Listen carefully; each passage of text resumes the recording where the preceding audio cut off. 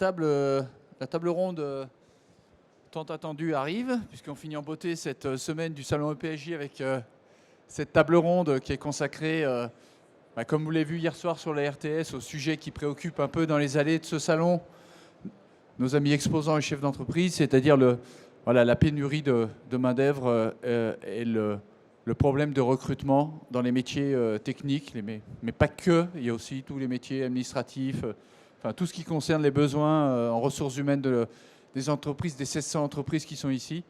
Donc il y a ce qu'on appelle ce job dating qui va avoir lieu toute la journée, où on espère mettre justement en contact des candidats potentiels avec des recruteurs, des chefs d'entreprise qui sont présents ici.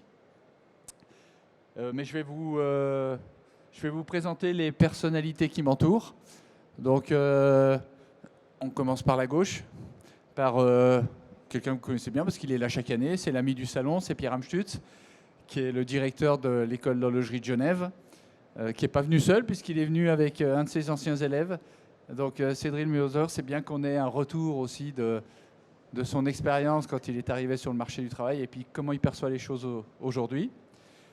Séverine Pham aussi, de la Convention patronale de l'horlogerie, donc qui nous fera un retour sur les besoins des entreprises parce qu'elle a les doigts dans la prise horlogère de toutes ces entreprises.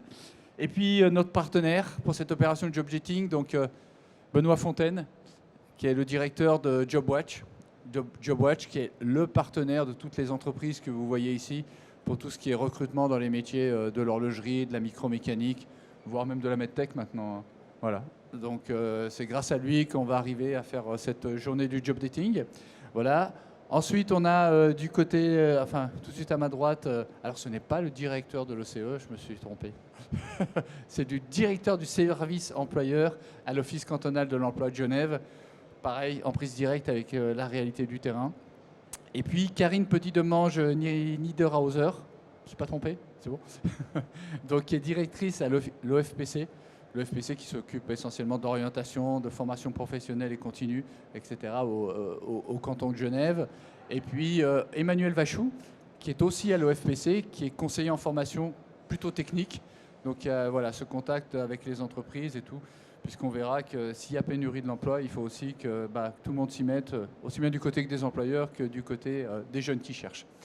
Voilà, donc maintenant que les présentations sont terminées, j'aimerais juste qu'on revienne dans un premier temps sur la réalité de ce qu'on appelle aujourd'hui cette pénurie du marché de l'emploi et par rapport à ce qu'on peut constater en termes de chiffres. Séverine, peut-être nous faire un retour sur la réalité justement du besoin que vous ressentez dans les entreprises et ce qui remonte jusqu'à chez vous, à la Convention. Alors aujourd'hui, effectivement, ce qui nous remonte, c'est la difficulté de trouver de la main-d'œuvre qualifiée.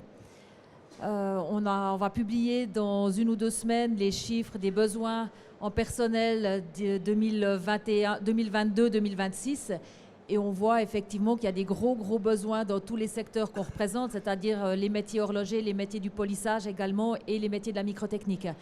Donc là, ces entreprises ont répondu au sondage en 2021, fin 2021, début 2022. On analyse les résultats maintenant et on voit effectivement qu'il y a une forte croissance, une forte demande. Et malheureusement, on ne trouve pas forcément la main-d'œuvre. Et parfois, c'est déjà trop tard. Les jeunes qui sortent de l'école, il y en avait un petit peu moins il y a quelques années. Et aujourd'hui, ça ne suffit pas à remplir les besoins des entreprises. Donc quand on dit qu'il y a une tension sur le marché du travail qui est inégalée depuis très longtemps aujourd'hui en Suisse romande et en Suisse alémanique, d'ailleurs plus forte en Suisse alémanique, vous confirmez ? Alors, je ne peux pas encore confirmer la différence entre la Suisse romande et la Suisse alémanique, mais elle se ressent des deux côtés, ça c'est clair. Je ne sais pas s'il y en a une qui est prédominante par rapport à l'autre, mais la demande aujourd'hui, elle est forte dans des métiers qu'on avait un petit peu pas laissés de côté, mais il y a quelques années, par exemple les métiers du polissage. Beaucoup d'entreprises nous avaient dit non, on ne va plus former du polissage parce qu'on va passer à une autre technologie. Donc le polisseur, il n'y en aura bientôt plus besoin. Et on voit qu'aujourd'hui, c'est totalement l'inverse. Les polisseurs, on a grandement besoin et on ne trouve pas le personnel qualifié. En termes de chiffres et de statistiques, on sait qu'on a recueilli près de 300 offres d'emploi sur le salon EPSJ qui nous ont été transmises. La réalité est certainement supérieure encore à ça, sur 700 entreprises. Donc on voit bien c'est près de la moitié qui recherchent. Benoît, une petite précision à ce sujet ? Oui, alors déjà bonjour. Donc nous, ce qu'on voit sur notre site, c'est qu'il n'y a jamais eu autant d'offres d'emploi actuellement. Donc d'une part, on en a reçu énormément de tous les exposants ici. Mais également, c'est une fraction de ce qu'il y a aussi, de ce qu'on voit tous les jours.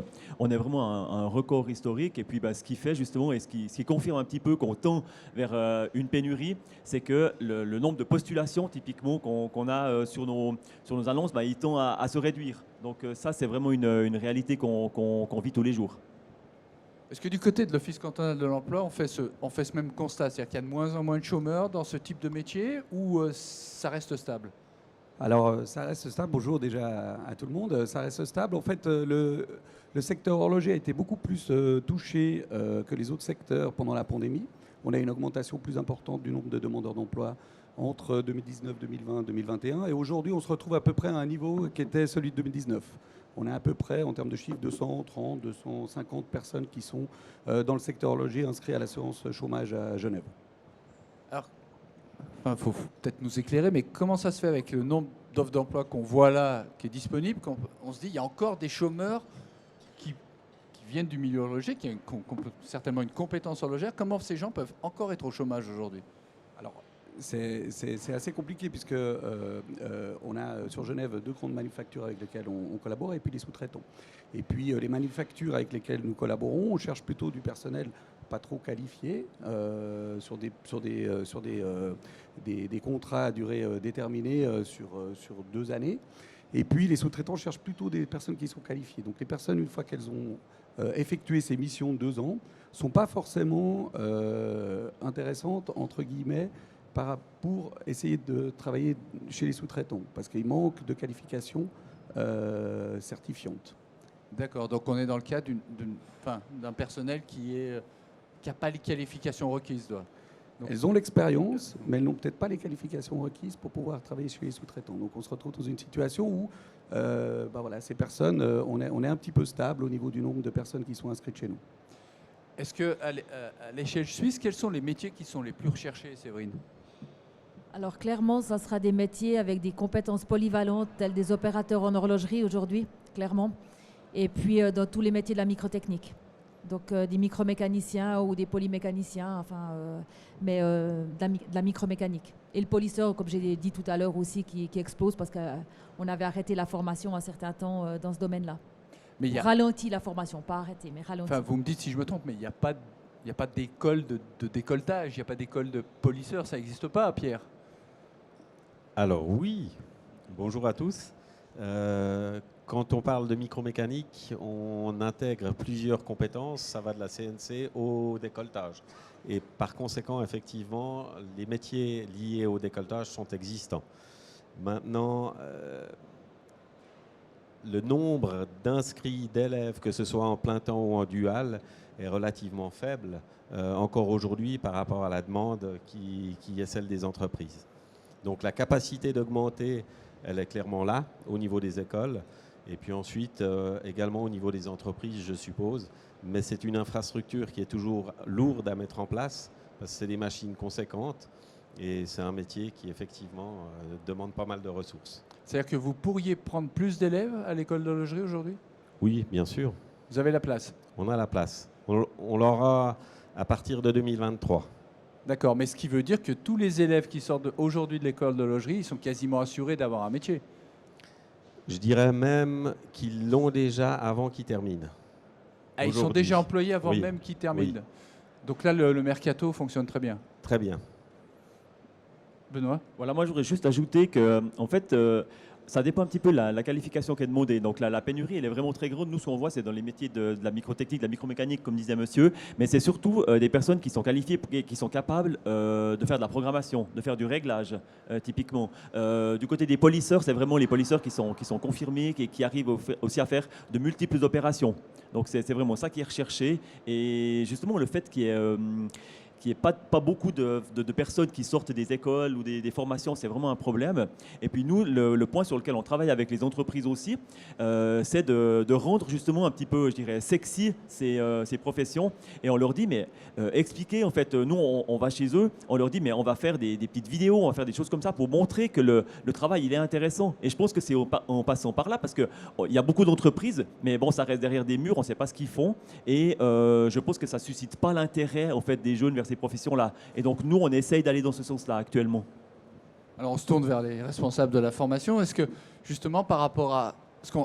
Quand on a ouvert le salon, on a révélé les résultats du sondage qu'on a fait auprès des jeunes Suisses de 16-25 ans pour savoir s'ils étaient intéressés par les métiers de l'horlogerie.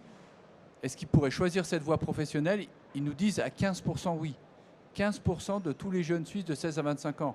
Donc si on ramène ça au chiffre absolu, c'est un chiffre énorme. Donc est-ce qu'aujourd'hui, il n'y a pas quelque chose qui pêche à un moment pour se dire, voilà, il y a des jeunes qui sont attirés, comment on fait pour les engager dans cette voie professionnelle? Tout à fait, vous êtes appelé un pas de prospérité sans qualification, c'est cette qualification et nous, notre position, c'est de vous aider, de vous accompagner pour faciliter la qualification. Mais le point majeur, je vous rappelle qu'on a plus de 250 métiers dans les ordonnances de formation pour former en AFP, CFC, mais les points majeurs, c'est la dualité. C'est le fait de pouvoir être en entreprise, suivre le contrat d'apprentissage en entreprise et puis aller à l'école pour suivre les cours complémentaires.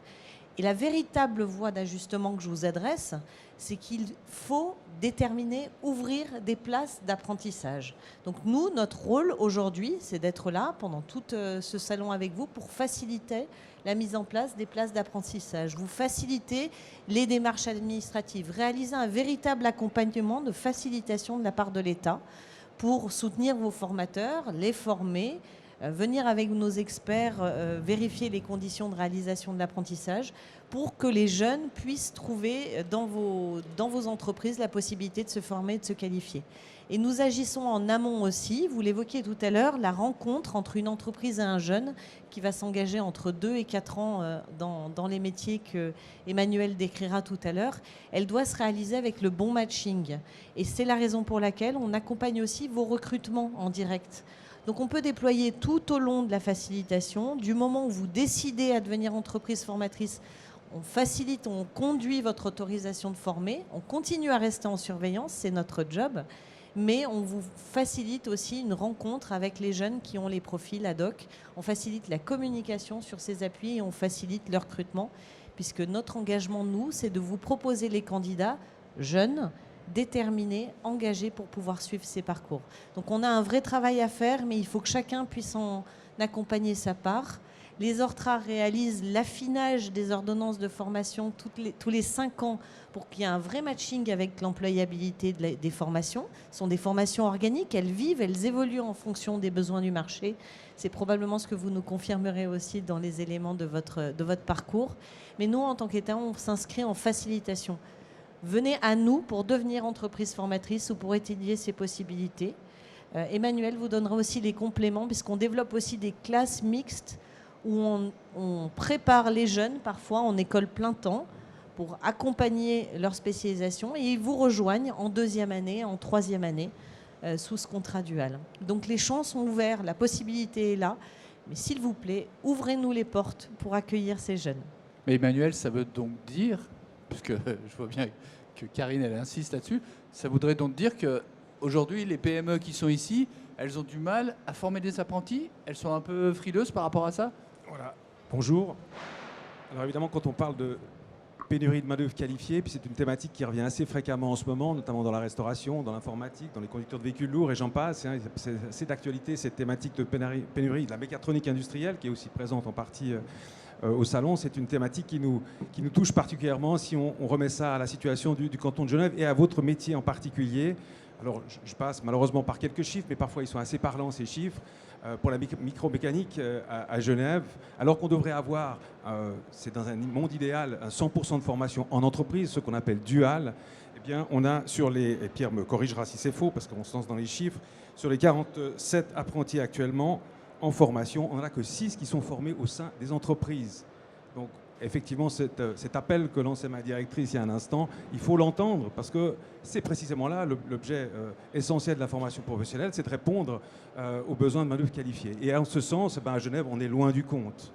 Je vous livre encore un dernier chiffre parce que moi je le trouve complètement édifiant ce chiffre.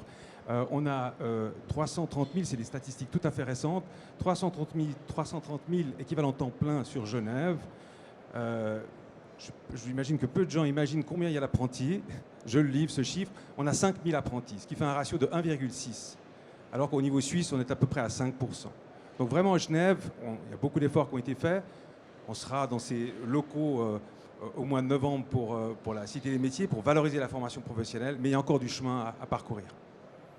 Donc, les entreprises qui sont là aujourd'hui et qui ressentent des pénuries d'emploi, ils sont aussi un petit peu co-responsables.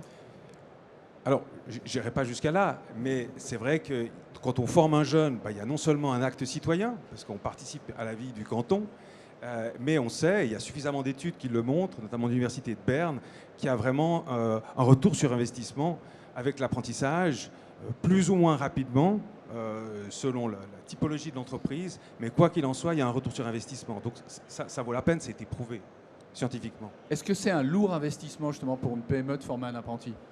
Ça, c'est une hormis le temps. C'est une éternelle problématique, c'est une rengaine qui nous revient systématiquement. C'est lourd de former un apprenti.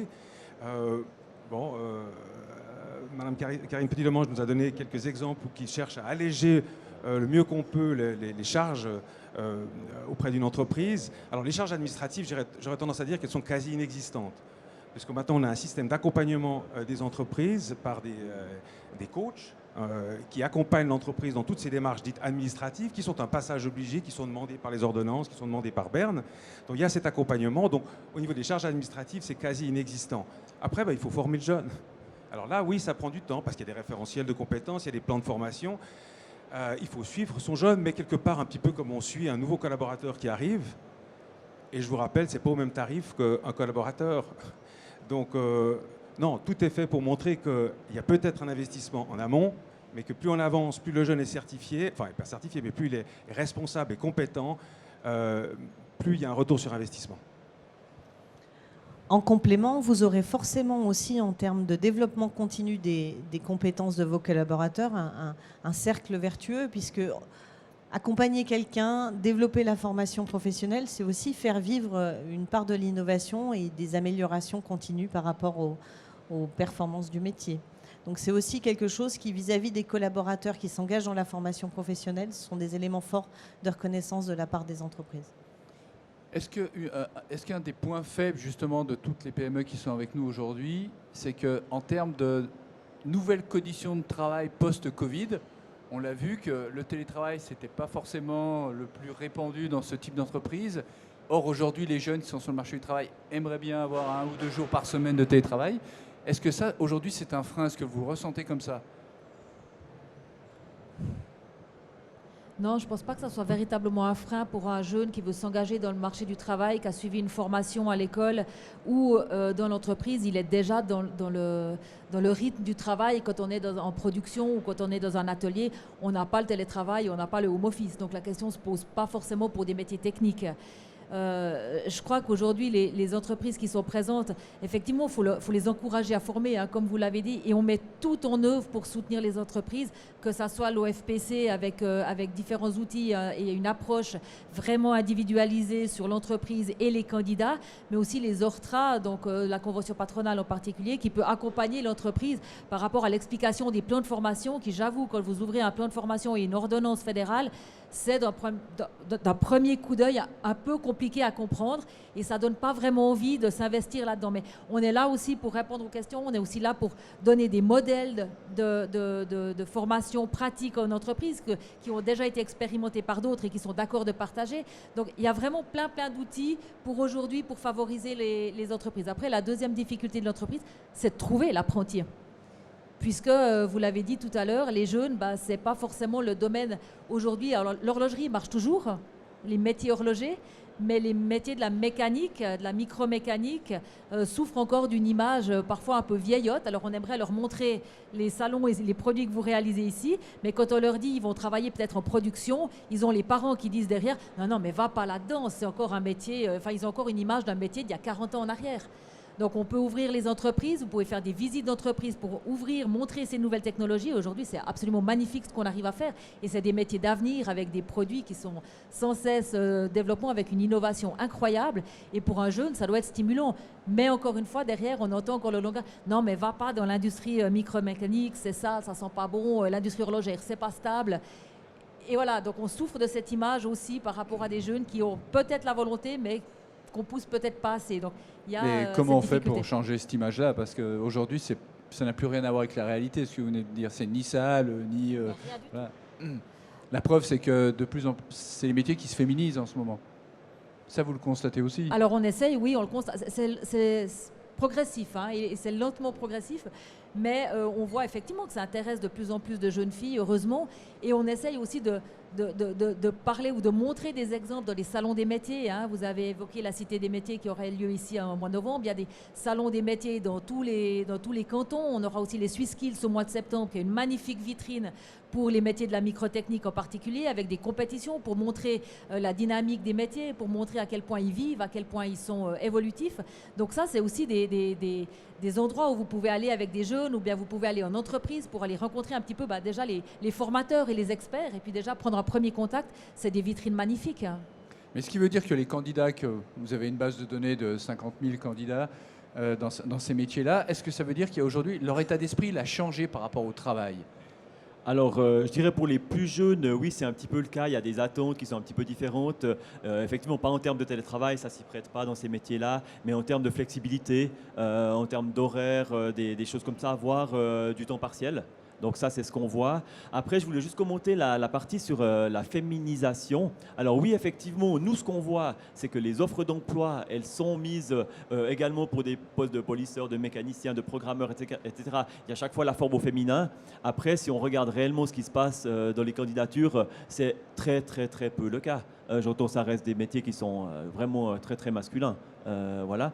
Et puis aussi, moi je voulais encore rebondir sur, j'entends, voilà, il y a plein de choses au niveau institutionnel qui sont faites pour inciter les entreprises en fait à créer des postes de travail. Mais le problème, je pense que ça pourra être fait, mais c'est de rendre ces travaux intéressants, j'entends. Et je pense qu'il faut aller chercher les jeunes où ils sont actuellement. Si on veut aller chercher des jeunes qui sont encore à l'école obligatoire pour les orienter vers des apprentissages, ou etc. Je sais pas, il faut aller sur les réseaux sociaux, il faut aller dans ces endroits-là. Tout ce qui est très, très institutionnel, enfin, j'entends, ils ne sont pas sensibles. Donc, il faut vraiment, je pense, aller sur les plateformes où ces jeunes ils sont en permanence et aller les capter dans ces endroits-là. Il faut faire des stories autour du décolletage. Clairement, en fait, on peut sourire un petit peu, mais j'entends, c'est vraiment là qu'ils sont. Moi, j'ai des adolescents comme enfants. J'entends ces plateformes, je dois même leur dire n'y allez pas trop. Donc voilà, s'il y avait justement un petit peu de démonstration des métiers sur ces plateformes-là, ça va en capter certains. Et ça peut venir d'où, ça? Ça peut venir de la Confédération, des cantons? D'où est-ce que ça doit tomber, ça? Peut-être juste pour répondre directement, parce qu'on est présent sur les réseaux sociaux avec des vidéos, avec des stories, avec tout ce que vous voulez, des profils de jeunes qui suivent les formations sur TikTok, sur Insta, sur tous ceux que nous, on ne connaît pas parce que c'est plus de notre génération. Mais donc, on est sur les réseaux sociaux et puis on les met vraiment en avant par les films de 10 minutes, il n'y a plus personne qui les regarde à part nous. Donc il faut des choses de 10 secondes et très, très pratiques. Et tout ça, c'est fait aujourd'hui, par l'ORTRA en particulier, mais par les cantons aussi. On est associé sur cet objet, on le fait vraiment au service des ORTRA dans notre positionnement, mais il y a à nouveau une variable d'ajustement. C'est-à-dire qu'à partir du moment où vous ouvrez une plateforme fédérale qui vous dit le nombre de places que vous avez à disposition, si vous avez une place en polisseur, une place d'apprentissage, vous n'avez pas du tout le même effet que si vous en avez 10. Si vous en avez 10, vous avez un effet de réassurance aussi pour les parents. Et voilà les parents qui vous disent, tu peux y aller, je te fais confiance. Parce que le jeune, souvent, il sait, le ou la jeune, il sait que c'est là qu'il a envie d'aller. Et il faut aussi qu'on fasse une conduite de réassurance. Mais je vous assure que ça fonctionnera à partir du moment où on disposera d'un panel de places large, élargi. Et en 3 jours de stage d'observation, le jeune, il vous confirme, la jeune, elle vous confirme son envie d'aller là. Donc je suis absolument d'accord avec vous, je vous rejoins.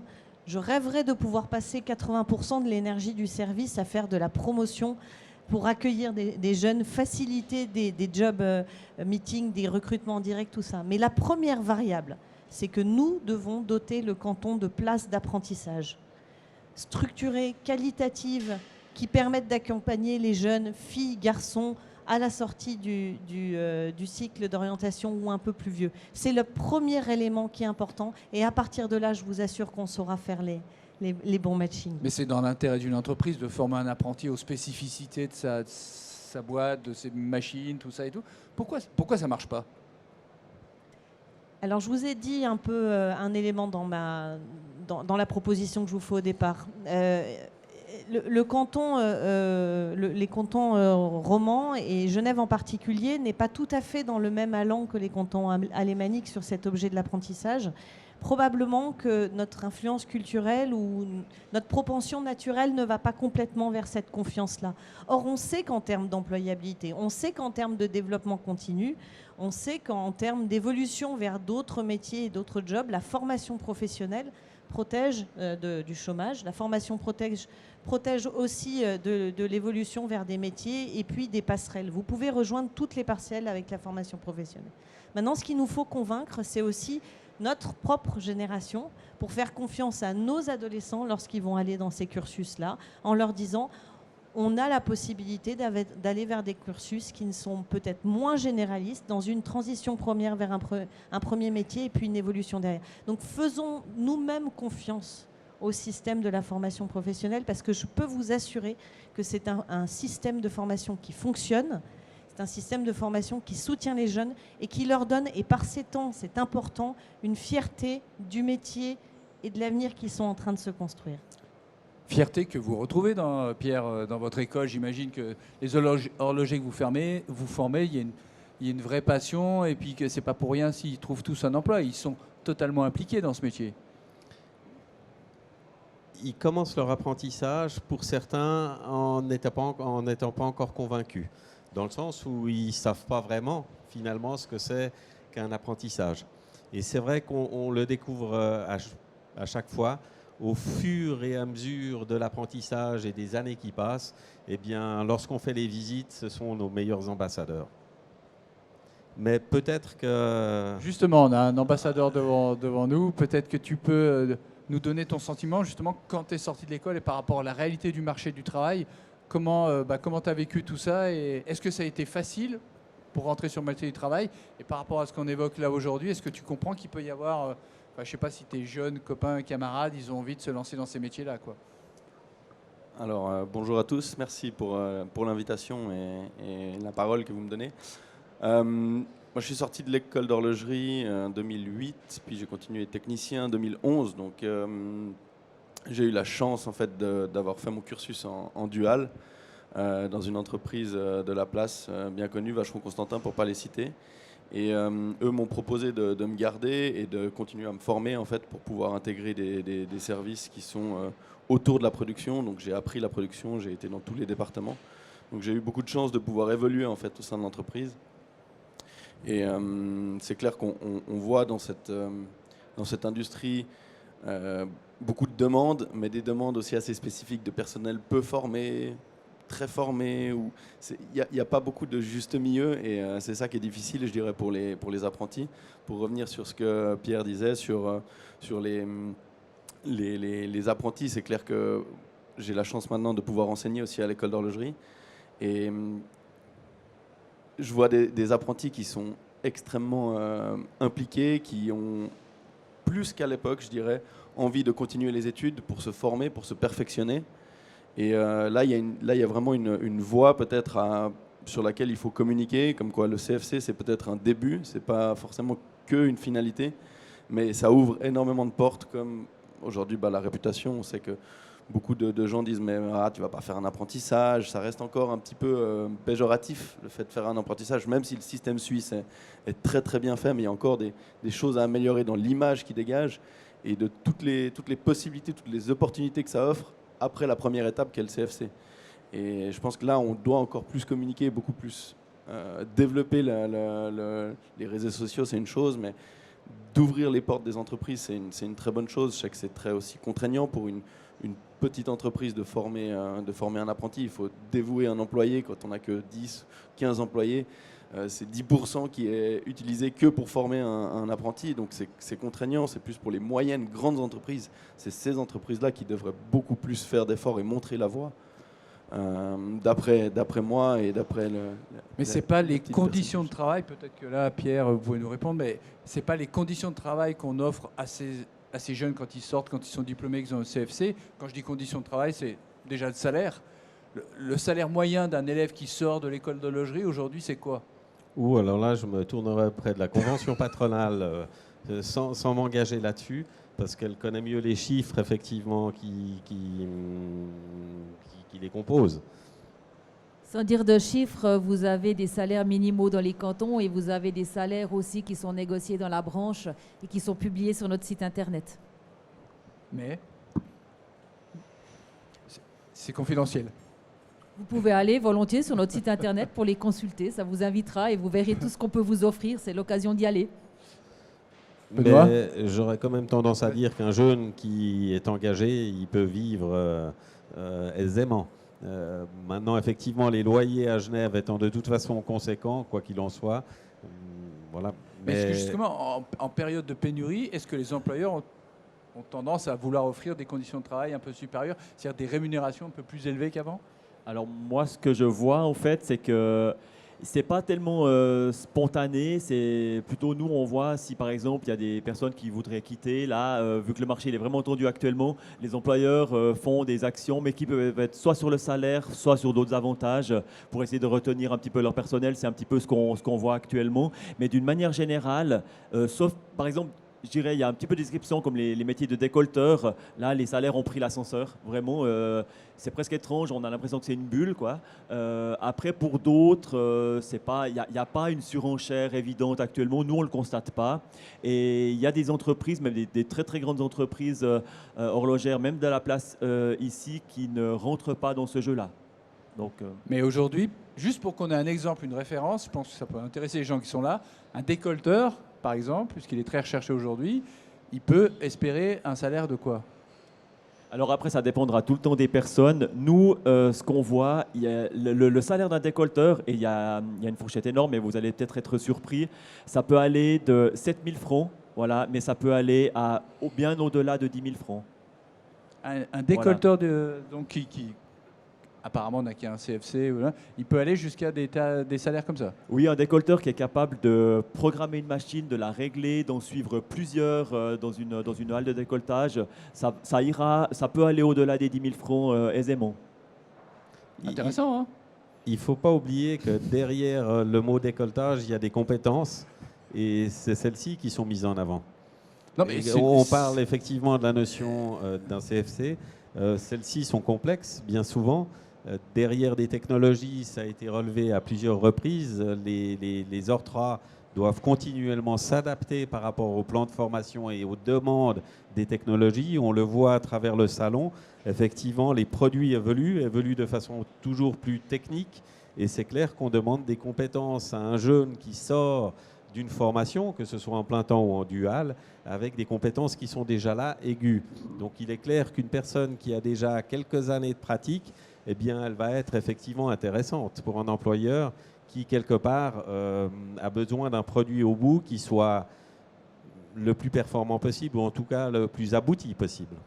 Non, mais je pense que c'est ça qu'on doit peut-être alors mieux partager avec les jeunes, parce que si on a des conditions de travail pour un décolleteur qui, ça, entre 7 et 10 000, sans avoir toute la journée les mains dans l'huile, et puis voilà, être dans un univers qui n'est pas facile, un contexte qui est peut-être dégradant dans l'image qu'on peut se faire de ce métier-là, on voit qu'on a des conditions de travail qui sont extrêmement plaisantes aujourd'hui. Alors, puisqu'on est effectivement en train de parler de sous, un apprenti qui débute sa formation, alors il n'est pas dans ces mêmes eaux de salaire. Il est à 600-700 francs en première année, et puis après ça monte jusqu'à 1500, je crois que c'est ça, 1500 en dernière année, en dual donc. Entre 1005 et 2000, ouais, Entre ça dépend. 1005 et 2000, ouais. Donc ça reste quand même des salaires intéressants. Donc vous voyez, par rapport à l'investissement d'une entreprise, que c'est intéressant d'avoir un jeune conforme qui sera qualifié une fois qu'il aura son CFC, qui sera immédiatement sur les chaînes de production si c'est un mécanicien de production, et puis à un salaire somme toute modeste. Je vais juste peut-être rebondir sur ce que vous disiez par rapport à l'importance de valoriser la formation professionnelle. Alors c'est quelque chose qui se fait depuis pas mal d'années, et ce qui nous a le plus aidé, c'est l'arrivée de la maturité professionnelle qui permet l'accès maintenant au HES. On a, j'allais dire, pléthore de formations aussi en ES, hein, qui peuvent être accessibles sans nécessairement la maturité. Ça donne des diplômes d'études supérieures. Donc on a effectivement cette valorisation par le haut. Il y a des actions, comme on en a déjà parlé, mais je le redis volontiers, parce que c'est la plus belle manifestation pour la formation professionnelle à Genève, c'est la Cité des métiers au mois de novembre. Il y a beaucoup d'actions de communication qui sont faites. Mais alors, un salon comme celui-ci qui s'adresse aux professionnels, pour nous, il est particulièrement précieux parce qu'il y a aussi un déficit d'information par rapport aux entreprises. Particularité genevoise, je donnais ce chiffre tout à l'heure des 335 000 équivalents temps plein sur le canton de Genève. Eh bien, on en a 32% qui sont dans les multinationales. Et puis les multinationales, et parfois aussi dans vos métiers d'horlogerie, ben, c'est des profils frontaliers, ce qui fait la richesse de notre canton, cette diversité, mais voilà, ben, pas toujours une connaissance suffisamment pointue de notre système de formation professionnelle pour avoir rencontré une ou deux personnes. Dès qu'on s'adresse, en précisant qu'on est de la formation professionnelle, eh bien tout de suite, notamment pour les formations françaises, ça ramène la formation en alternance, le CAP, qui a alors pour le coup une image bien moins valorisée que nos formations professionnelles, qui, je le rappelle, c'est quand même 60% des Suisses qui sont au bénéfice d'un CFC, 60% des Suisses. Voilà, donc communication, c'est le nerf de la guerre, tant par rapport aux jeunes, en valorisant les métiers, que par rapport aux entreprises, en leur disant, ben, oui, c'est possible, c'est intéressant. Et on propose plusieurs modalités qui vous facilitent la vie dans l'action de formation. C'est ce qui différenciait dans les statistiques qui sont sorties récemment, justement, la Suisse alémanique de la Suisse romande, c'est que la Suisse romande avait ce bassin frontalier où ils pouvaient aller piocher. Et donc, j'imagine que dans vos candidats, vous devez avoir pas mal de profils de ce type. Alors oui, effectivement. Donc nous, on a environ 50 000 candidats sur notre plateforme. Et je dirais qu'il y a environ 30 à 35% qui sont frontaliers actuellement. Donc c'est les chiffres qu'on a. Et puis cette main-d'œuvre, elle est aussi intéressante pour les entreprises proches, dans les cantons limitrophes, effectivement. Donc, c'est pas négligeable. Mais la pénurie serait donc bien plus grave si on n'avait pas ce bassin frontalier. Alors, j'imagine que oui. Donc, cette population, elle contribue à être disponible. Donc, si elle n'était pas là, ce serait certainement pire, oui. D'accord. Un commentaire de... Non, mais il faut être clair que sans les frontaliers, l'industrie horlogère suisse, elle ne fonctionnerait pas. Hein. Je veux dire, on serait clairement en pénurie dans toutes les entreprises. Ils ont aussi un savoir, on est dans un même bassin technologique. C'est évident qu'ils ont les connaissances les mêmes que nous. Il y a des écoles d'horlogerie aussi pas très loin. Donc c'est évident que toutes ces personnes ont leur place aussi chez nous pour faire marcher notre industrie. Donc, Pierre, tu ne formes pas des horlogers pour la France, toi? Alors, nos horlogers, ils sont ouverts pour toutes les régions. Et on le voit, pour anecdote, c'est Languessonnet, qui se trouve en Allemagne, qui aime bien effectivement venir recruter nos horlogers. Maintenant, on sait aussi que c'est un public qui aime peu voyager. L'horloger, en effet, lorsqu'il a terminé, il a bien souvent dans son idée une marque et il veut intégrer cette marque. Et il est peu ouvert parfois à aller un petit peu plus loin dans une région plus lointaine. Toujours est-il que Languessonnet est une marque assez exceptionnelle. Pour un jeune, c'est une référence assez incroyable. Et là, c'est un exemple où ils viennent les recruter à Genève. Donc la marque qui est Allemagne, allemande, installée en Allemagne et tout, elle vient chercher certains des élèves de l'école d'horlogerie de Genève. Oui. D'accord. On a bientôt la remise des diplômes et c'est en principe là qu'ils viennent. Ah, ils viennent à la remise des diplômes? Ils sponsorisent la remise des diplômes? Non, mais on passera au message. Mais donc nous, on a beaucoup parlé de la formation des jeunes ici. C'est une bonne chose, évidemment, c'est très très important. Mais est-ce qu'il y a aussi des choses qui sont faites pour faciliter un petit peu la mobilité des personnes pas tellement des reconversions, mais il y a des métiers aussi qui sont proches les uns des autres. Nous, on a des entreprises qui nous disent oui, ben non, cette personne-là, on ne la prend pas parce qu'elle n'a pas ces connaissances, etc.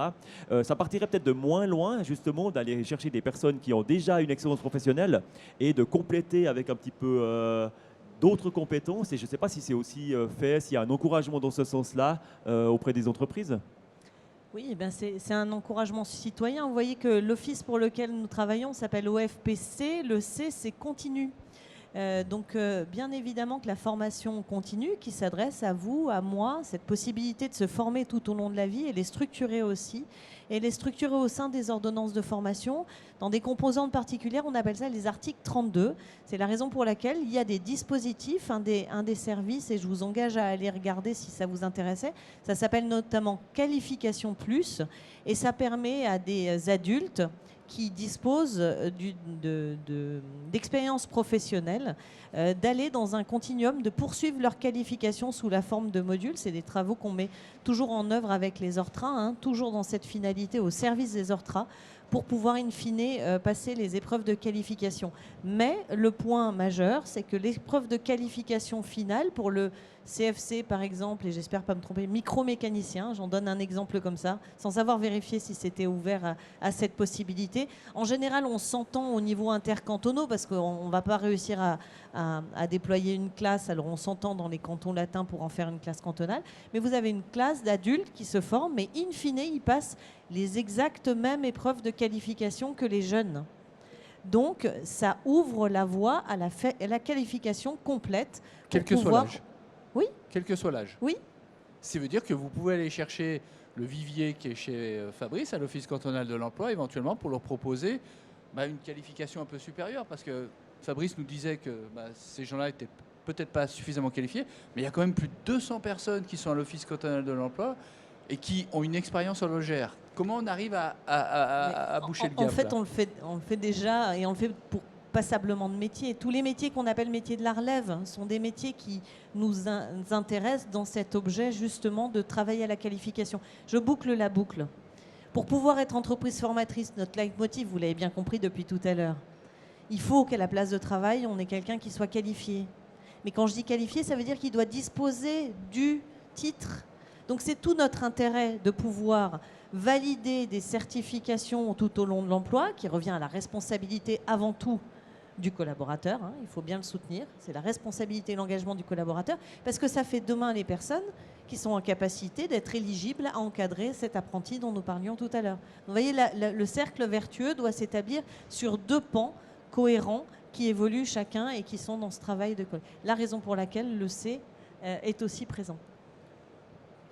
Peut-être ajouter, effectivement, depuis il y a maintenant 10 ans, on a mis en place une formation d'opérateurs. Donc en fait, c'est une collaboration tripartite entre un institut de formation, une agence de placement et une manufacture, où on forme des demandeurs d'emploi qui n'ont peut-être pas de qualification à la base, mais qui ont des compétences transverses qu'on identifie. On travaille avec une agence de placement qui va faire le recrutement. On va choisir en fonction des entretiens qu'on va faire, des profils qui sont en adéquation avec cette formation. Formation qui dure 6 mois. Ensuite, pendant 1 mois, il y a un stage en entreprise. Et puis ensuite, l'entreprise en question s'engage à engager les personnes qui ont terminé la formation pendant 1 année. Après, on peut continuer sur 1 année supplémentaire, éventuellement, après, si tout se passe bien, éventuellement sur un CDI. Et puis, ces formations sont certifiantes puisqu'on arrive à la fin avec une AFP au bout de 2 ans, en collaboration avec l'OFPC. Et depuis 3 ans, on a mis en place ce même type de collaboration avec le métier de polisseur, avec une autre agence de placement, etc. Donc ça fonctionne. On parle d'une dizaine de personnes par session, par année. Mais qui pourraient sortir de l'office pour justement... mais qui sortent à partir du moment où ils sont en formation. Donc c'est le service des mesures pour l'emploi, donc des mesures d'accompagnement pour gagner en employabilité, etc. Et puis, une fois qu'ils sont engagés par l'entreprise, ils sortent du chômage. Et après, ils peuvent être engagés éventuellement à partir du moment où ils ont une formation certifiante, pourquoi pas chez un sous-traitant ou dans la manufacture dont on parlait tout à l'heure. Et si on parle maintenant de la qualification au-dessus, parce qu'on a fait le tour des exposants, on a regardé leurs annonces, on voit qu'ils cherchent beaucoup d'ingénieurs, et notamment ingénieurs en automation, ce genre de choses-là. Donc là, on n'est plus dans le CFC, on est vraiment dans la formation supérieure. Est-ce que les jeunes ingénieurs de l'EPFL ou d'autres arrivent encore à être intéressés par ces métiers-là, dans le domaine de l'horloger ou micromécanique? Oui, et pour preuve, donc, nous donc, on était là toute la semaine et on a eu vraiment plusieurs, entre 5 et 10 personnes qui sortaient soit des HES, soit des EPF, qui étaient intéressés à connaître les postes qui étaient éventuellement ouverts. On en a reçu de la part des exposants, donc on les a aiguillés. Donc oui, la demande, elle est vraiment là. Donc, et que ce soit dans l'automation, dans les techniques laser, dans la mécanique, la construction mécanique, donc l'intérêt est vraiment présent. Et sur notre plateforme aussi, on a beaucoup de personnes qui s'inscrivent et qui retrouvent de l'emploi assez facilement parce que des postes actuellement, il y en a dans ces secteurs-là. Un petit retour de la convention patronale par rapport à ça? Je crois qu'aujourd'hui, les entreprises, elles doivent être conscientes qu'il ne s'agit pas seulement de former pour ses propres besoins. Il s'agit de former des jeunes pour leur offrir un parcours de vie, pour leur offrir des opportunités, puis leur offrir un avenir. Donc chacun doit finalement s'investir puis offrir ses possibilités. Le jeune, après, s'il quitte l'entreprise puis qu'il retourne à l'école faire une ES ou une HES parce qu'il a fait la maturité, mais tant mieux, vous n'aurez pas perdu quelqu'un parce qu'il poursuit ses études. Et c'est souvent ce qu'on entend de l'entreprise. Oui, mais il est parti après 4 ans, on a formé pour rien, puis on a toujours notre poste qui est vide. Alors certes, formez-en 2, il y en a peut-être un qui va rester, mais l'idée, c'est vraiment d'essayer de dire on forme la relève de demain, quel que soit le chemin que ce jeune va prendre. Donc, s'il continue, vous allez peut-être le récupérer dans 2 ans, dans 3 ans, parce qu'il aura été fidélisé par l'entreprise, parce qu'il aura eu d'autres avantages. Il vous a découvert aussi dans son apprentissage. Il va se dire, mais tiens, c'était génial. Maintenant que j'ai mon bagage d'ingénieur en poche ou de technicien, je vais repostuler. Peut-être que l'entreprise va me reprendre. Et c'est tout la plus-value aussi pour l'entreprise. Donc aujourd'hui, il ne faut plus se dire non plus, alors on encourage déjà à former, c'est déjà bien, mais de se dire, ce n'est pas seulement pour les propres besoins de l'entreprise. Engagez-vous dans la formation, prenez, si au terme de la formation, malheureusement, il n'y a pas de poste pour ce jeune, eh ben, il va se retrouver soit sur le marché du travail, soit vous l'encouragez à poursuivre ses études, mais il aura un CFC, il aura quelque chose, il pourra rebondir, il pourra faire un brevet fédéral de policier si vraiment. Mais voilà, c'est vraiment offrir des perspectives d'avenir aux jeunes. Et c'est vrai que le canton de Genève, c'est peut-être celui qui a le plus de peine à s'engager dans la formation duale. Ça, on le voit dans les chiffres. C'est très fort en Suisse allemande, c'est moins représenté en Suisse romande et encore moins à Genève, toujours contrebalancé par la formation, par la voie académique. Mais aujourd'hui, c'est aussi vraiment les entreprises. Ouvrez ses portes. Et si votre jeune il a envie de continuer, c'est génial. C'est que vous aurez fait du bon boulot, vous y aurez donné goût aux études, vous y aurez montré les innovations, les technologies, et puis il a vraiment envie d'aller plus loin. Donc pour moi, c'est vraiment une plus-value à tout niveau. Aujourd'hui, on peut garantir, sauf très mauvaise surprise, mais qu'un jeune qui s'engage dans cette voie-là, il a un métier au bout. Il n'y en a pas beaucoup qui s'inscrivent au chômage au terme de leur formation. Ils ont tous un métier au bout. D'une part, une fois qu'ils ont terminé, ils ont un métier. Donc ça, c'est la première chose. Donc ils peuvent rentrer sur le marché du travail. D'autre part, ils ont les compétences pour continuer les études. Donc finalement, c'est la meilleure voie pour rentrer le plus rapidement dans la vie active ou continuer les études en ES, HES. C'est quoi la proportion justement des jeunes qui sortent de l'école et qui vont vers une formation supérieure? Alors, je dirais aujourd'hui, on est assez stable. On a entre 20 et 30% des élèves plein temps et effectivement, on les pousse à continuer dans cette voie parce qu'un bon ingénieur, quelque part, c'est quelqu'un qui connaît le métier. Donc, connaître le métier, continuer les études, devenir ingénieur pour une entreprise, c'est juste exceptionnel. Et effectivement, les jeunes qui ont ces qualités-là, on les pousse à aller dans cette direction. Et les entreprises ne voient pas ça d'un mauvais œil, que tu les pousses à faire des études supérieures plutôt Alors qu'ils là, soient on en parle activité? des élèves plein temps, des élèves dual. Il faut quand même savoir que dans la formation horlogère, les entreprises connaissent bien le système, mais par conséquent, elles poussent bien souvent aussi leurs jeunes à continuer parce que comme ça a été relevé, le retour sur investissement, il sera là. S'il a été formé chez Vacheron, par exemple, il ira chez son concurrent par la suite, mais quelques années plus tard, il reviendra, et vice-versa. Le concurrent viendra chez Vacheron, et ainsi de suite. Donc, quoi qu'il en soit, c'est un marché qui est circulaire, qui reste petit, circulaire, et tout le monde sort gagnant de ce système-là. Alors ça, c'est valable pour les grandes manufactures, pour les campus, comme on peut connaître à Genève et tout, mais quand on demande concrètement aux chefs de PME qui sont là, moi je ne prends pas d'apprenti parce que c'est beaucoup trop de temps. Qu'est-ce qu'on peut leur dire à eux? Parce qu'aujourd'hui, ils payent peut-être, avec cette pénurie qu'on vit, ils payent peut-être ce réflexe à se dire c'est beaucoup trop de temps pour encadrer ces jeunes apprentis. Bon, j'ai déjà évoqué tout à l'heure dans l'imaginaire, on va dire c'est un imaginaire, cette charge qui est, alors de fait, plus sur l'action de formation que sur l'aspect administratif. Mais indépendamment de ça, on propose plusieurs modalités de formation pour pouvoir toujours effectivement alléger l'entreprise de ce fardeau de la formation. On en a un peu parlé, mais je crois que hier soir, j'ai vu un reportage au téléjournal sur le salon. Il y a également les métiers de la mécatronique industrielle qui sont représentés ici.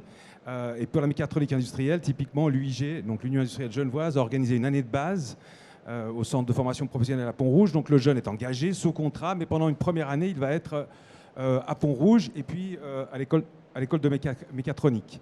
Si bien que quand il va venir simplement en entreprise, eh bien, il aura déjà un certain nombre de compétences et il sera, entre guillemets, rapidement responsable par rapport à un certain nombre d'activités. Ça, c'est une modalité qui peut décharger et qui est proposée par certaines ORTRA. Après, ce sur quoi on travaille beaucoup au niveau du canton, c'est sur le réseau des entreprises formatrices.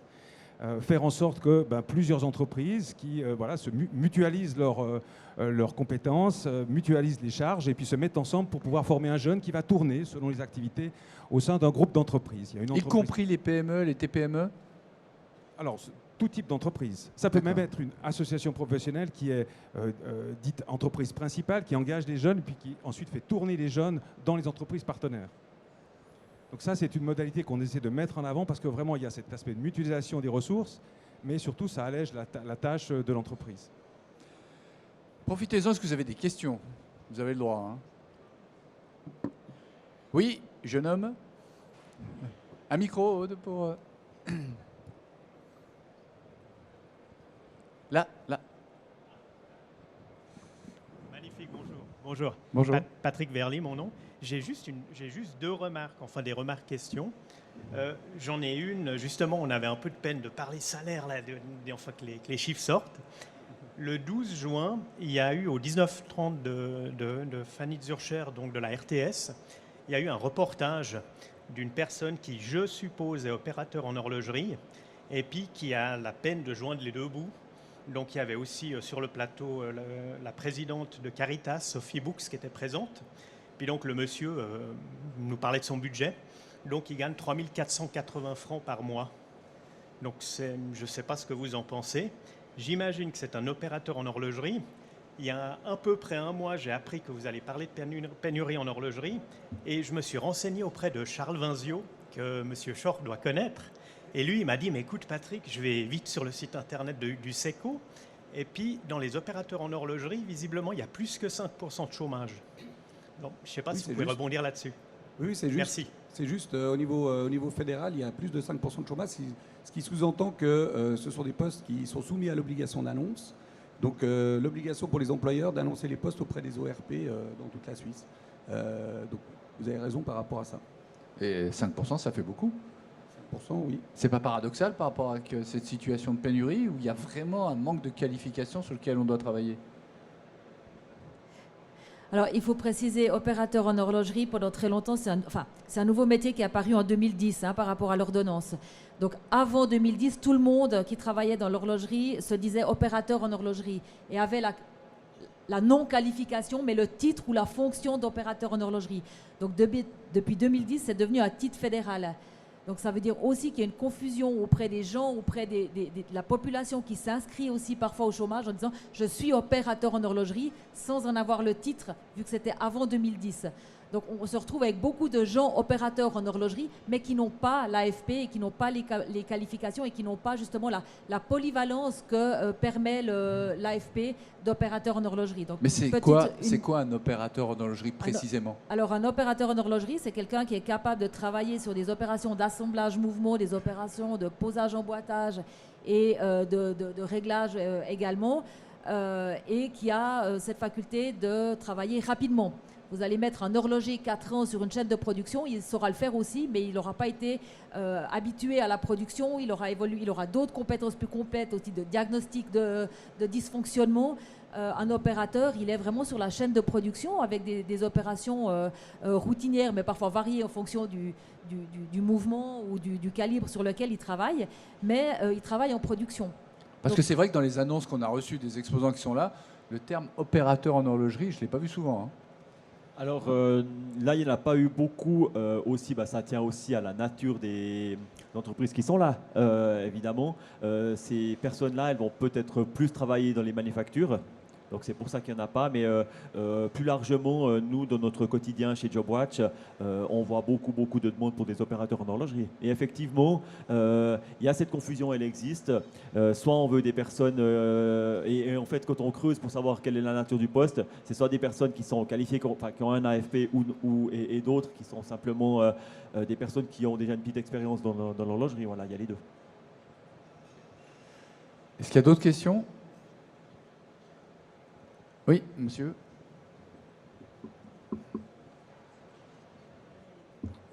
J'en aurais de nombreuses, mais je commence par 3 ultra courtes. D'abord, est-ce que mes yeux me trompent? Quand je lis le panneau, je vois que sur 7 personnes, il y en a 5 qui sont d'institutions publiques. C'est ma première question. La seconde, on répète à satiété qu'à Genève, on forme beaucoup moins d'apprentis, un taux d'1,5% d'apprentis, soit 4 fois moins, 3-4 fois moins de la Suisse romande. On ne l'explique jamais sérieusement. Est-ce que vraiment les pesanteurs culturelles remontant à l'escalade sont une clé d'explication? Il faudrait peut-être analyser la structure du bassin de l'emploi genevois. Peut-être que il y a beaucoup de boîtes de représentation et de free, mais très peu de production réelle. Et ma troisième question, on dit que la mécanique a une image ringarde.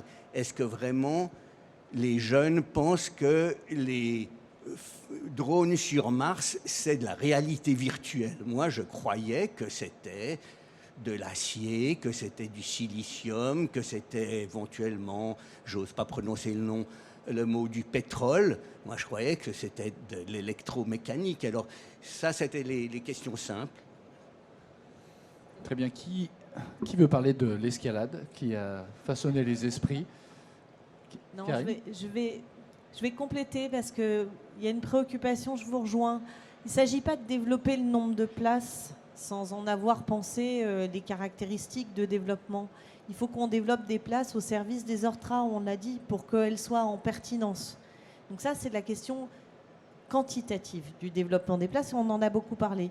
Mais la question qualitative est importante aussi. Ça veut dire qu'on doit diversifier les métiers en fonction des évolutions. J'irai pas jusqu'à Mars, mais j'irai expliciter par exemple que les métiers d'accueil ont beaucoup évolué. On a à Genève un corpus assez usuel des employés de commerce. Cette administration, les besoins de l'administration, les besoins de vos relations clients ont aussi évolué.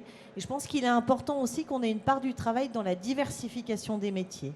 Et vous faire aussi rencontrer des métiers comme agent relations clients, des métiers qui sont portés à la reconquête de clients perdus, au suivi qualité des clients, à la gestion des conflits dans les services par exemple après-vente ou aux composantes aussi de réponse téléphonique. C'est aussi faire accompagner les ORTRA dans une évolution, une diversification des métiers. Donc l'enjeu, il est là. On ne se préoccupe pas que de la constitution du bassin, mais aussi de son évolution. Est-ce qu'il y a d'autres questions? Madame?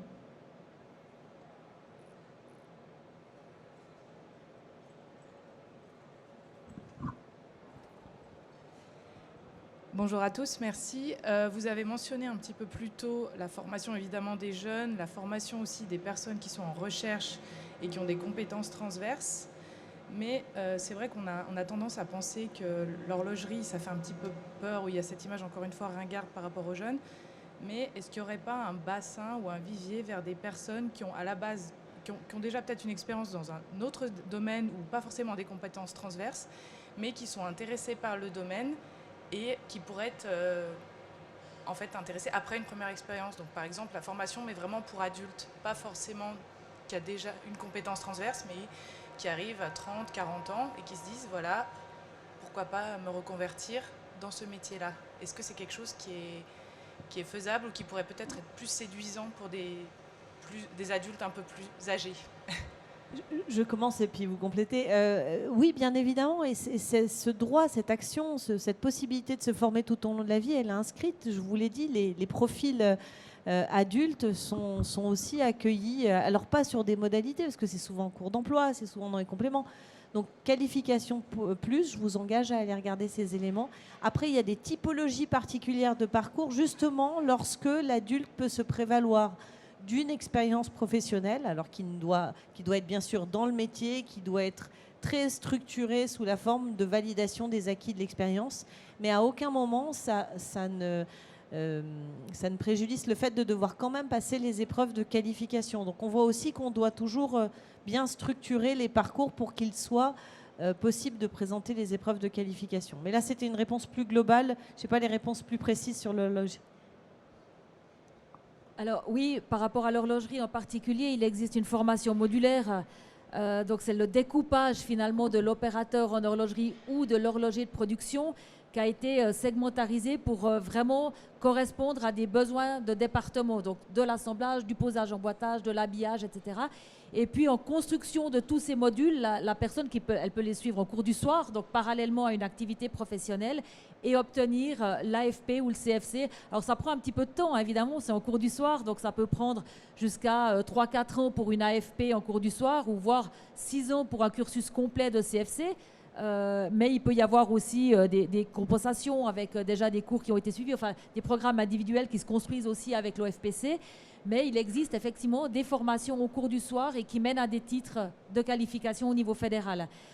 Cette formation, c'est depuis 2010 qu'elle existe sur Genève et qu'elle est mise en place chez un de nos prestataires de formation, mais ça fait depuis 1996 qu'elle existe dans d'autres régions en Romandie. Donc c'est pas quelque chose de nouveau. Et grâce à cette formation justement modulaire en horlogerie qui est aussi maintenant qui s'est développée dans le domaine de la mécanique et dans le polissage également, on a réussi à réduire en passant de 2 tiers de personnel non qualifié à plus qu'1 tiers de personnel non qualifié au sein de l'industrie horlogère durant les 15 dernières années. Fabrice, tu voulais rajouter quelque chose? Non, c'est bon. Juste par rapport à cette réalité de la pénurie chez JobWatch, quand vous recevez une annonce, quels sont les délais aujourd'hui qu'on a pour recruter quelqu'un? Est-ce que ces délais se sont allongés? Ils représentent quoi aujourd'hui? Alors, ça c'est très variable en fonction, je dirais, des métiers, des professions. Mais oui, les délais ils se sont allongés aujourd'hui. Je dirais que il y a encore quelques années, on pouvait avoir des engagements qui étaient presque immédiats ou dans le premier mois à partir où il y avait une annonce. Maintenant, ça va être un petit peu plus long, ça va être 2, ça va être 3 mois. Pour des postes bien spécifiques où il faut des compétences particulières, ça peut même être plus long. Donc oui, ça s'est un petit peu décalé maintenant dans le temps. Et quel est justement ce métier aujourd'hui qui est le plus difficilement trouvable pour vous? Alors, si on reste dans la production, ce sont ceux qu'on a déjà cités. Ce sont les polisseurs, ce sont les décolleteurs. Voilà, ça c'est vraiment très difficile actuellement. Donc ça prend plus de temps pour trouver les bonnes personnes. Même si le décolleteur, il est payé 10 000 francs par mois. Ce n'est pas tout le temps le cas, c'était des exemples, ça peut arriver jusqu'à ces salaires-là. Mais oui, parce qu'il y en a peu, en fait, les personnes qui sont capables de faire le réglage des machines. Je ne parle pas des opérateurs en décolletage, je parle vraiment des programmeurs, des régleurs.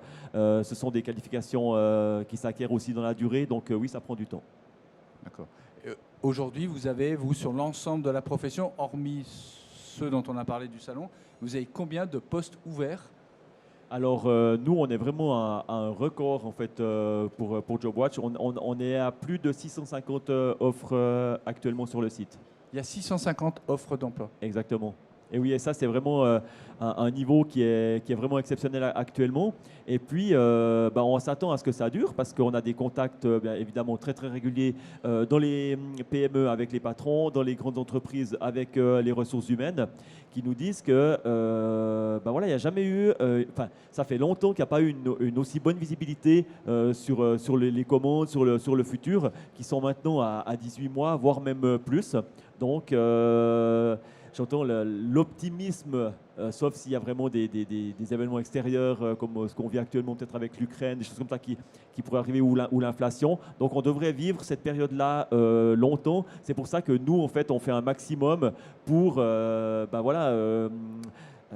faire venir les personnes dans notre vivier pour qu'on puisse être prêt à répondre à la demande.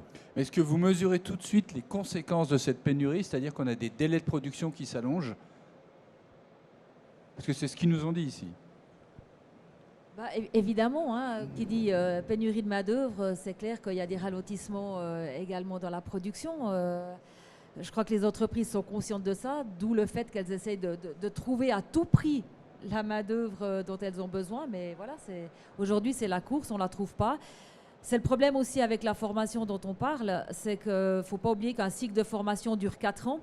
Donc si aujourd'hui on est en pénurie, on se dit on va réagir aujourd'hui, oui, mais votre jeune que vous allez former, il va sortir dans 4 ans. La situation dans 4 ans, je ne sais pas s'il y a quelqu'un ici qui va se lancer à faire des prédictions et puis à dire que dans 4 ans, on aura toujours besoin d'autant de monde.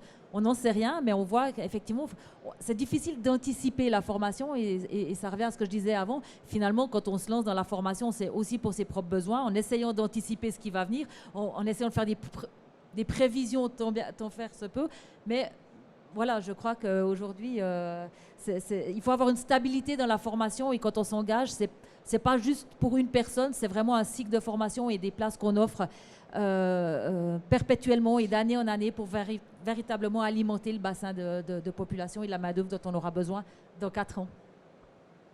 Et moi, je dirais même, pour abonder dans ce sens-là, dans la question est-ce que ça péjore la production, pas plus tard qu'il y a une semaine ou deux, j'étais dans le Jura et un patron me disait, voyez, il me faisait visiter sa halle de production, il y a des machines qui ne tournent pas parce qu'il n'y a personne pour les faire fonctionner.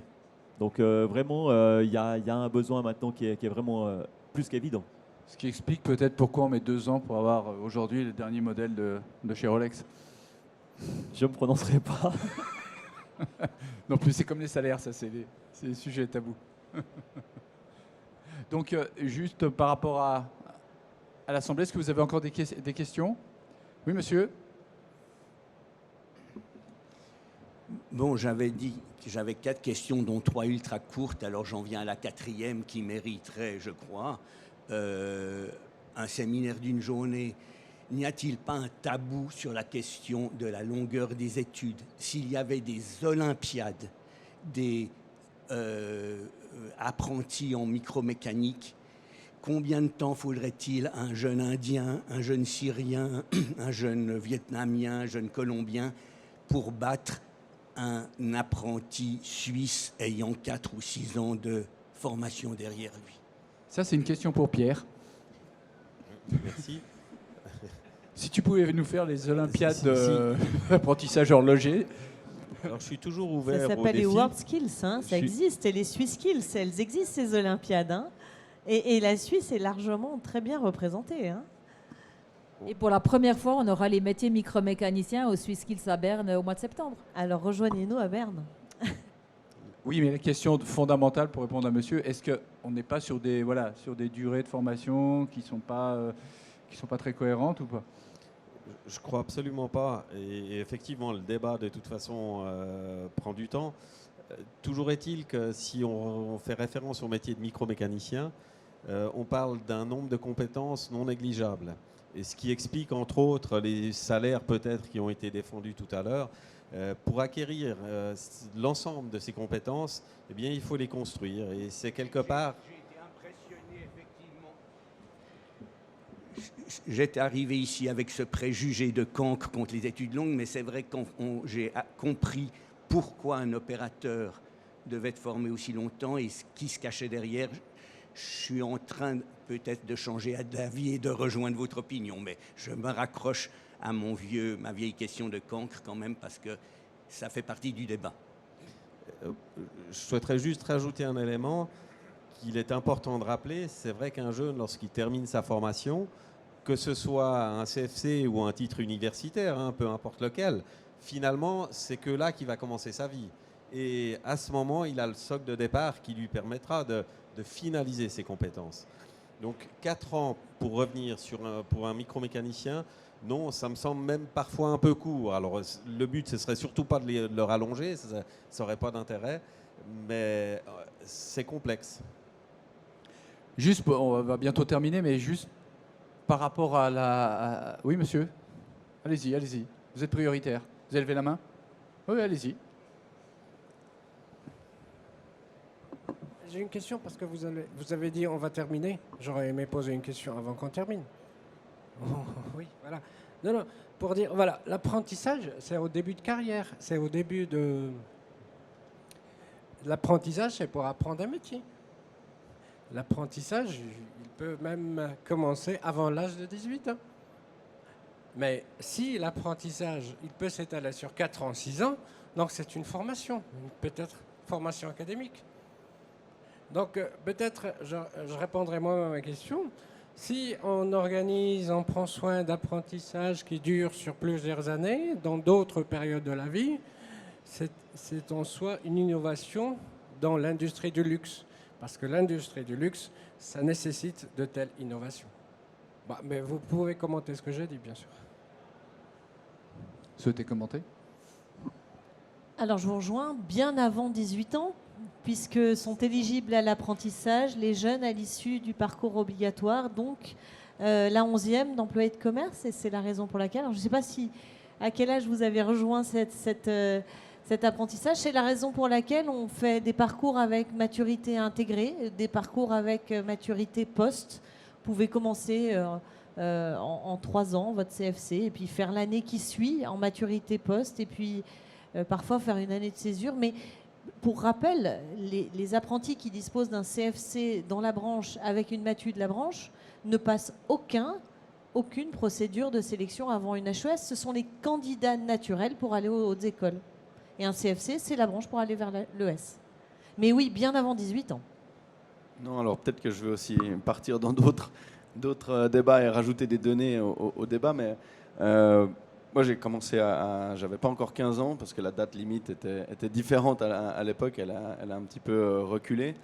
Mais en effet, il faut favoriser la communication, comme j'ai dit avant, auprès des jeunes qui sortent de l'école obligatoire. C'est ultra important parce qu'il y a tellement de belles choses, on propose tellement de belles formations et de CFC, et qu'il faut favoriser ces jeunes qui cherchent un emploi ou qui cherchent où aller dans leur vie. Donc à ton avis, on va pas bien les chercher là aujourd'hui? Oui, on va bien. On va bien, mais on peut faire encore mieux. Et dans les autres questions qui ont été posées, il y a aussi la donnée géographique par rapport à la production. Genève, c'est un lieu où le coût de la vie est cher et peut-être la main-d'œuvre opérationnelle n'est pas la plus bon marché. Du coup, on préfère aller plutôt dans d'autres cantons, dans le Jura ou d'autres, pour pouvoir faire de la production. Et on doit peut-être plus adapter nos formations à quelle est la demande à Genève. Donc on a besoin de personnes plus qualifiées, donc les études durent plus longtemps aussi. On a besoin c'est peut-être d'autres. La demande est différente, je pense, à Genève que dans le Jura. Si je prends un exemple concret, et j'ajoute une donnée au débat, mais c'est extrêmement intéressant. Est-ce que Genève est vraiment le cancre, ou est-ce que Genève a un bassin ou une demande d'employabilité avec des compétences qui sont différentes que le premier niveau de CFC ou Pour toi, l'explication éventuellement de ce taux très bas d'apprentissage, c'est parce qu'on a besoin de métiers plus qualifiés? Alors, pas certain de ça, moi, que ça soit aussi... C'est pas aussi simple que ça. Je n'en ferai pas c'est peut-être une donnée supplémentaire ou une explication, un début d'explication à pourquoi Genève est le cancre en termes de formation duale. Pas d'explication complémentaire là-dessus? Non, mais ôtons-nous de la tête l'idée que les jeunes attendent 18 ans et fassent une transition après des études générales. Rejoignons, faisons confiance. Et à nouveau, en tant que parents, faisons confiance. Croyons, c'est pas le bras de conviction, c'est pas les jeunes. Quand ils nous rejoignent à la Cité des métiers, je peux vous assurer que quand ils viennent voir les réalités, ils ont les étoiles dans les yeux. C'est parfois les parents qui disent « Ah, t'as les notes. Si t'as les notes, tu peux faire général. » Mais faites-leur confiance. Faites-leur confiance. Ils préfèrent faire la fac de psycho ou des choses comme ça, quoi. Parents. Que d'avoir un métier avec un CFC. Les parents plus préfèrent. le problème, en fait, la communication, alors peut-être moins sur TikTok, mais elle a à faire aussi avec les parents pour les convaincre que l'apprentissage, c'est la garantie d'avoir un métier valorisant. où on n'est pas payé 3 francs 6 sous, mais au contraire. Donc il y a toute une com à faire auprès des parents aussi par rapport à la valorisation de ces métiers qui sont des métiers historiques, qui sont des métiers valorisés. Et encore une fois, on n'est pas dans les bacs d'huile toute la journée à travailler dans un contexte délicat, quoi. C'est autre chose aujourd'hui. On a vraiment des ateliers d'horlogerie. Et surtout dans la medtech qu'on a aujourd'hui, où les normes de sécurité sont extrêmement exigeantes, on travaille dans un contexte qui est extrêmement sain, quoi. Je tiens à rebondir là-dessus. Je l'ai dit tout à l'heure. C'est la première étape, un CFC, qui nous permet de rentrer dans la vie active et du coup d'être employable. Le taux, et je n'ai pas les chiffres, mais je les avais entendus à un certain moment, la personne, lorsqu'elle termine sa formation fédérale, CFC, le temps de latence entre la fin et le début de son engagement est relativement court par rapport à un jeune qui finit l'université en doctorant ou etc. Où là, effectivement, bien souvent, il faut beaucoup plus de temps pour trouver un travail et un travail qui est dans sa direction. Maintenant, là où je voulais rebondir simplement, c'était de rappeler, et effectivement, le CFC, c'est une étape. Celui qui veut continuer et la voie royale pour devenir ingénieur, eh bien, c'est de passer par un CFC. J'en suis le pur produit parce que finalement, j'ai fait un CFC, j'ai continué mes études effectivement en tant qu'ingénieur, et puis ça nous permet effectivement d'évoluer. Et je reviens connaître en tant qu'ingénieur, si on ne connaît que la théorie, mais quelque part pas le produit, eh bien, il nous manque quelque chose. Donc le CFC, c'est la meilleure des prépas pour devenir ingénieur. Je pense. Mais ça aussi, en tout cas, c'en est une. En tout cas, il n'y a pas de contrainte à la fin pour rentrer dans cette continuité de formation supérieure. Alors, au contraire, c'est la voie, comme l'a souligné tout à l'heure Madame Petit-Demange. Vous terminez un CFC avec une matu ou un titre d'ES, ça vous permet de rentrer directement en HES. Je dirais même qu'on a des filières qui sont accélérées. Donc, en 3 ans à l'école d'horlogerie, vous pouvez obtenir votre CFC, votre matu. Et puis, du coup, en 3 ans, vous obtenez votre bachelor en plus, 3 ans en plus. Donc, au bout de 6 ans, eh bien, vous êtes ingénieur. A contrario, si vous prenez des études généralistes, il vous faudra 4 ans pour obtenir votre maturité. Ensuite, il vous faut faire 1 année de pratique professionnelle où vous revenez à l'école ou dans une entreprise. Et ensuite, vous pouvez débuter une HES. Autrement dit, c'est après 8 ans que vous terminez en tant qu'ingénieur. Maintenant, il est vrai que le jeune qui sait à 14 ans qui veut devenir ingénieur, eh bien, quelque part, il y en a moins que ceux qui sont encore hésitants, je dirais, sur leur voie future. Merci Pierre, c'est vraiment des précisions extrêmement importantes qui a lieu de partager. Mais je crois que si on doit faire une conclusion, s'il n'y a pas d'autres questions, sauf s'il y en a encore une. Oui, monsieur Aude Peut-être juste un élément que j'aimerais rajouter, parce que finalement, on a M. Mulhauser aujourd'hui. Eh bien, on voit, il est sorti en 2008, si c'est ce que j'ai entendu tout à l'heure, technicien. Et puis aujourd'hui, eh bien, il a monté son entreprise. Ça va même donc c'est un entrepreneur. Donc avec un CFC, on peut devenir entrepreneur. Bravo. Monsieur ? Oui. Ma question, en fait, c'était... Vous dites, par exemple, que l'horlogerie a de la peine à recruter des programmeurs ou des sauveteux. Et en fait, je me demande, est-ce que pour les programmeurs ou les sauveteux, est-ce que l'horlogerie, c'est un métier qui a du sens ? Parce que, par exemple, les programmeurs, ils pourraient travailler dans la mobilité électrique, dans la robotique, et souvent des gens qui vont essayer de créer leur propre entreprise parce qu'ils n'ont pas les mêmes codes un peu archaïques, désolé pour le mot, mais de l'horlogerie. C'est plutôt des gens qui ont des horaires complètement flexibles, qui travaillent peut-être des fois de nuit.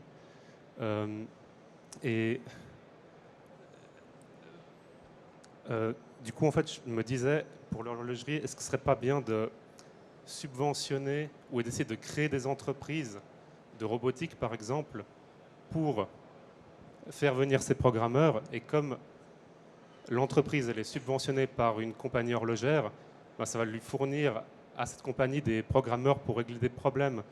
Parce que les horlogers, ils n'ont pas besoin de programmeurs tout le temps, en fait. Ils ont besoin de programmeurs pour régler des solutions sur le moment Et une fois que le problème est réglé, ils n'en ont plus besoin.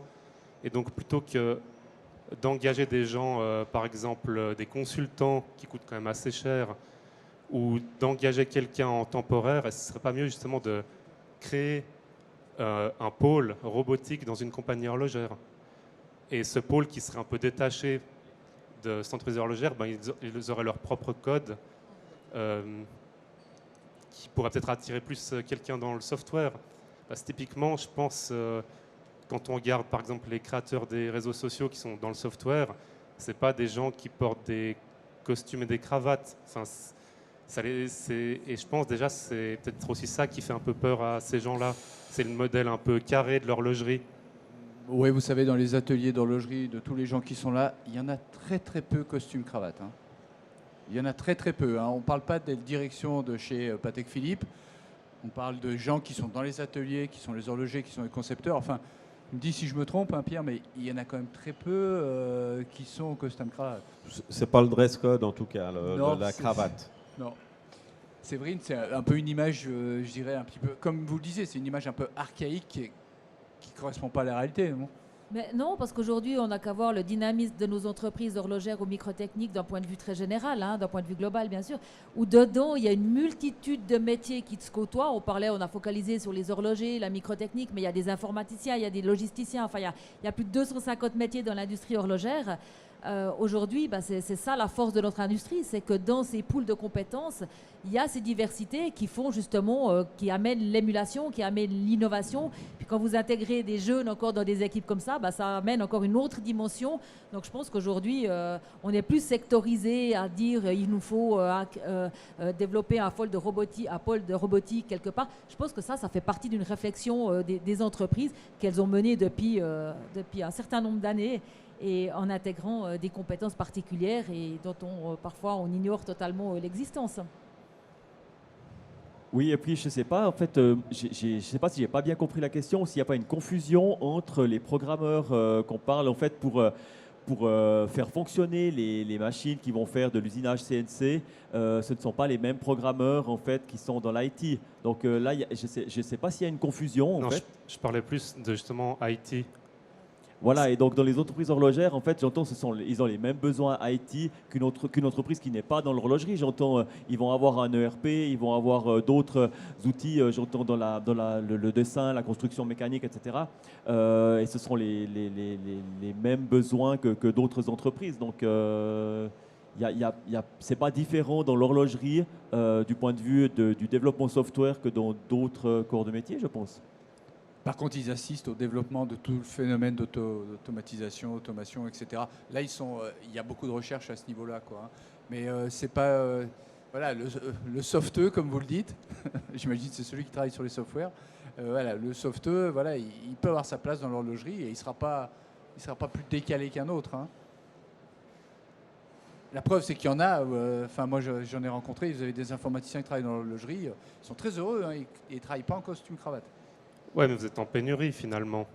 Donc là, ce que je vous demande, c'est est-ce qu'ouvrir ces pôles détachés qui ne seraient pas dans les codes de l'horlogerie, est-ce que ce ne serait pas une solution? Pourquoi pas? Madame a dit que ça a déjà été étudié et que ça n'a pas fonctionné visiblement. Enfin voilà, c'était ma question, donc j'ai ma réponse. Ouais. Et moi, je dirais que, vous semblez dire qu'il y a vraiment beaucoup de codes dans l'horlogerie. Oui, c'était le cas, mais ça change quand même maintenant. Et dans le software, dans le développement software, ces codes, ils sont pas vraiment appliqués. Enfin, j'entends, c'est la même chose que dans d'autres métiers, quoi. Surtout que les jeunes, c'est ce qui ressortait du sondage, j'en ai parlé à Pierre aussi, quand on les interroge sur combien il y a de métiers qui interviennent dans la fabrication d'une montre. La moyenne des jeunes Suisses disent 10. C'est combien, Pierre? On doit multiplier par heure. On est arrivé à 60, 70, 80 même aujourd'hui. Ouais, même plus. Voilà. Donc voilà, la réalité c'est ça aussi. C'est que je pense qu'il y a peut-être une communication aussi à faire vis-à-vis des jeunes par rapport à ça. Mais en tout cas, voilà, s'il n'y a pas d'autres questions, on retient quand même en conclusion que s'il y a une pénurie d'emplois maintenant, les entreprises sont aussi co-responsables quand même, un petit peu. Parce que c'est peut-être les apprentis qu'elles n'ont pas pris il y a 5 ans qui n'ont pas été formés, qui ne sont pas sur le marché du travail. Donc il y a une part aussi d'auto-responsabilisation que eux doivent avoir. Et c'est le message qu'on va essayer de leur passer. Mais voilà, c'est un rapport gagnant-gagnant, quoi. Autant du côté des institutions publiques, qui c'est vrai étaient nombreuses aujourd'hui, qu'au niveau des entreprises concrètement qui sont sur le terrain. Si elles veulent demain, parce que la tendance, elle est, sauf si je me trompe, Benoît, mais ça ne va pas s'arranger tout de suite. Non, comme je disais, il y a de la visibilité pour de nombreux mois, voire quelques années. Donc non, ça va continuer comme ça. Et donc justement, de faire des efforts maintenant, je pense qu'on a entendu que ce sera peut-être différent, alors difficile de se prononcer pour dans 5 ans, mais en tout cas, d'après ce que nous on entend actuellement, ça vaut la peine de s'engager dans ces filières de la mécanique, des métiers de l'horlogerie. Normalement, il y a une pérennité qui est assurée pour un bon moment. C'est pour ça qu'on a fait ça aujourd'hui. Les 270 offres d'emploi ouvertes par les exposants qui sont là aujourd'hui, ils ont été envoyés par JobWatch à leur base de données de 50 000 personnes. Alors, il n'y a pas 50 000 personnes qui vont venir aujourd'hui, on espère. Mais voilà, en tout cas, il y a cette interaction qui se fait aujourd'hui avec les chefs d'entreprise qui recrutent pour qu'on essaye de se donner l'opportunité de recruter. En tout cas, merci, mesdames et messieurs, d'avoir débat sympathique. Merci. Donc voilà, ça ne va pas s'arranger tout de suite, mais si vous pouvez inciter les entreprises à prendre un petit peu plus d'apprentis, ce sera bien. D'autant plus qu'on a les gens compétents pour les aider pour cela. Merci à vous, merci beaucoup.